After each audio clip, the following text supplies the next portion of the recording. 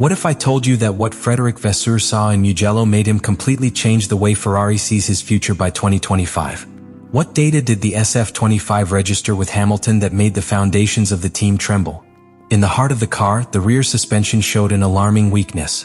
Ferrari had opted for a pull rod architecture, more compact and theoretically beneficial for aerodynamic flow. But the execution left much to be desired. The engineers, when redesigning the gearbox by 2025, shortened their length to reduce weight and favor mass distribution.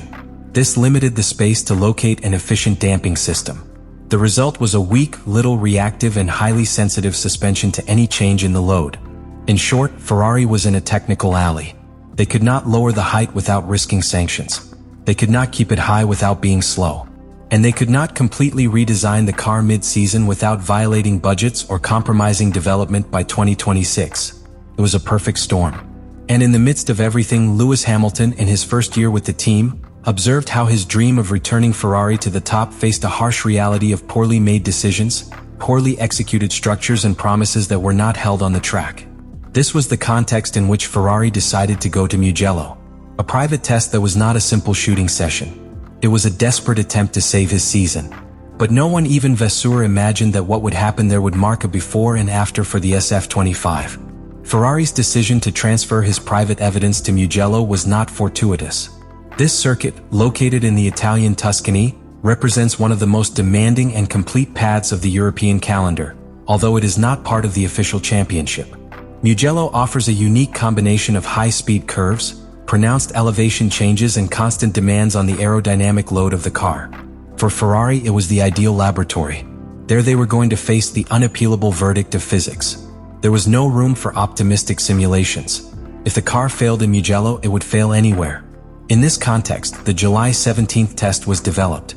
Lewis Hamilton and Charles Leclerc alternated at the wheel of the SF-25 equipped with a new version of the rear suspension.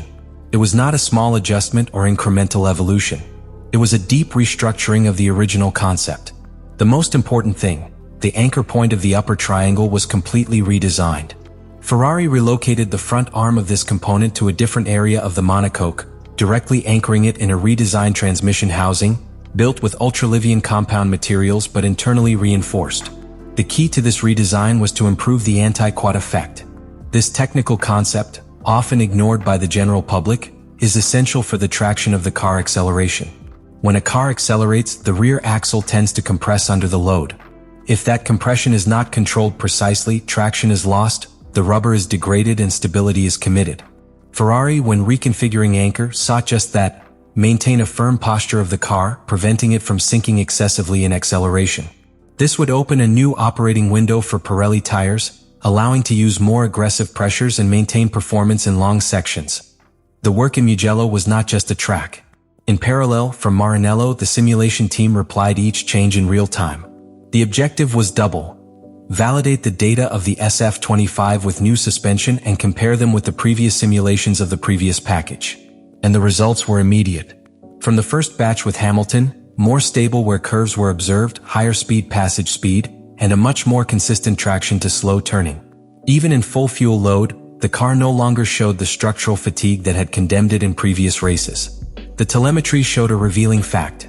The height of the car was maintained within safe margins even with full tanks and use of soft tires, something unthinkable 2 weeks before.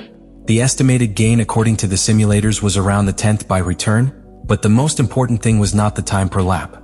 It was the feeling that the car, finally, could be configured without absurd restrictions. Hamilton was key in this process. His experience and sensitivity allowed to go beyond numbers. During the long turns, he reported a much more predictable response in load transfer phases. The connection between pilot and car seemed to renew. For the first time in the season, the British declared to be confident to push without fear of a sudden loss of grip. The results soon impact internally. The engineers, visibly excited, began to cross data with the rest of the aerodynamic package, especially with the new flat background introduced in the Austria Grand Prix. Synergy between both components pointed out that Ferrari could recover not only stability, but also aerodynamic efficiency. In fact, it was mentioned that the combination of these improvements could recover up to 15 load points without compromising the general drag of the SF-25. In Mugello, Ferrari not only tested a new piece, he tried a new path. a technical alternative that rewritten part of the structural errors committed in the original car design. And he did it under the gaze of Vasseur, who observed each sector, each split, each parameter, with a mixture of relief and astonishment. Because until that moment, Ferrari was a team trapped in his own limitations. But after Mugello, there was an open door, a possible path to redemption. And Lewis Hamilton, as the architect of this technical validation, had become the symbol of that lone in the lone. The moment when Frédéric Vasseur observed the results of the Mugello test with Lewis Hamilton marked a point of inflection not only technician, but emotional within Ferrari. The director of the French team, who since his arrival had tried to modernize the internal operation of the team, found something that did not expect. A total validation of a concept that many inside Maranello were already beginning to question. What Mugello showed was not an incremental improvement or temporary relief. It was a radical transformation of SF-25 behavior. Since Hamilton's arrival, Vasseur had defended that the car had a hidden potential, a performance that only needed to unlock with fine adjustments and sustained development. But time in Formula One is relentless. Each race without results feeds the doubt, both inside and outside the team. Mugello, then, was more than a technical test. It was an exam to his leadership. And the car responded. The data confirmed it. The new suspension allowed greater freedom in the general configuration. Ferrari, for the first time in the year, could lower the height of the car without fear of contact with the asphalt. This unlocked a new aerodynamic window that amplified the efficiency of the updated flat background. The sensors indicated a cleaner airflow under the car, less turbulence, and therefore more effective load without penalizing the speed in line. For a team that had sacrificed performance for months, recovering this flexibility was a paradigm shift. Vasseur, pragmatic as always, did not get carried away by the emotion in public, but his gestures betrayed something else. He spoke with the engineers, discussed directly with Hamilton and Leclerc, and according to internal sources, he expressed his surprise with a phrase that would later be filtered in the Italian press. "Now we have a Formula One car." A phrase that seemed simple, but that contained an implicit recognition of everything that had failed to that point. For Hamilton, this moment was also key. His work in Mugello was seen as a demonstration of technical leadership. Not only did he pilot, he actively participated in the data review, in the comparison between batches, in subsequent simulations. His meticulous approach, many times criticized for being excessively technical, was the perfect complement to Vasseur's structural vision. Both, for the first time, spoke the same language, that of unlocked performance. What this test unleashed in Maranello was a domino effect. First, the series manufacture of the updated components accelerated. Ferrari decided to implement the new suspension for both cars from the next Grand Prix, assuming the logistics risk that implied. Second, the aerodynamic development schedule was modified. What was previously a conservative roadmap became an offensive strategy. Each improvement that worked in the simulator would go on the track immediately. Ferrari, historically slow to implement changes, decided to abandon caution. And finally, there was a cultural change. Vasseur gathered the technical and operational team and, as it transpired, told them about Mugello not as an isolated success, but as a sign that they could recover control of their destiny. He reminded them that there were still more than 15 races in the calendar. That McLaren was not invincible. That Red Bull showed cracks. And now, finally, Ferrari had to attack. This optimism, however, is under proof. The real challenge will be to replicate the Mugello in career conditions. Long batches, temperature changes, classification pressure, all cannot be simulated 100%. But what can change and has changed is trust. Ferrari enters the next phase of the season with a new weapon, but also with a different attitude.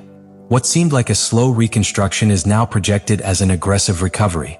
And if Hamilton maintains this level of rapport with the SF-25, and Leclerc adapts to the new characteristics of the car, Ferrari can become a decisive actor in the fight for the championship. What happened in Mugello was more than a simple technical test. It was a declaration of intentions. Ferrari, historically a trapped team between the nostalgia of his glorious past and the limitations of his present, faced his most crude reflection. And instead of surrendering to the structural defects of the SF-25, he decided to redraw his foundations. It was an act of technical self-criticism but also of competitive resilience. What Frédéric Vasseur discovered in that data, what Lewis Hamilton validated in each lap, and what the engineers confirmed when analyzing the dynamic behavior of the car on a track as demanding as Mugello, represents the first real step towards a reinvention of Ferrari. It is not just about having solved a suspension problem. It is about having found the way for the car to operate without restrictions, without commitments that limit it, without excuses that justify it. It is about having recovered the right to fight on equal terms. And this is where you, spectator, also come into play. Do you think Ferrari can sustain this evolution throughout the championship? Do you trust that Hamilton will be the catalyst for a new era of success in Maranello? Or do you think this improvement is too late to aspire to this year's titles? Leave me your opinion in the comments.